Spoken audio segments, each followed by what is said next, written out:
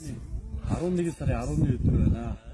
За энэ хүн болохоор Завхай аймгийн Яруу сумын хагийн нуураас яг одоо 15 цаг 30 минутын үед ирээд одоо Хатан далай нуурын хар усан нуурын өргөжлөн Хатан далай нуурын Эмийн хоолой гүйний амаар одоо өнгийн сүргт оруулах бэлэн болж байна.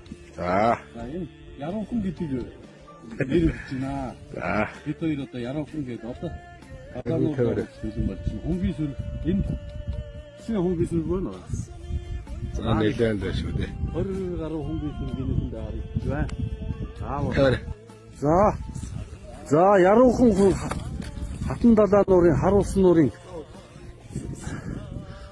нуурын гүйний амаар одоо орж байна.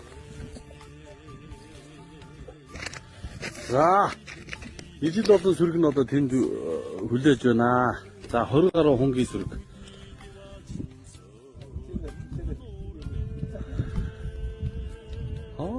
За сайхан баг шиг байна.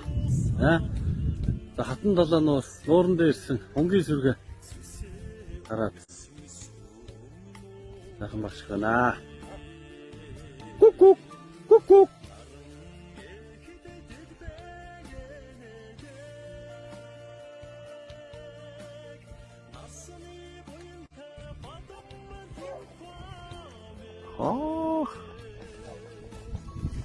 Таны янзын сайхан байна.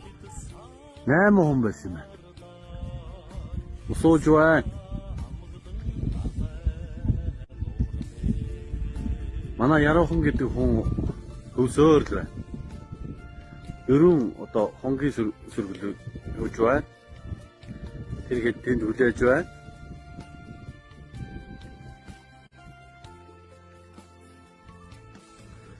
Манай Яруухан хүн энд орцоор дөө алхмаар орцож байна. Энэ дөрөв хүн хүлээж байна.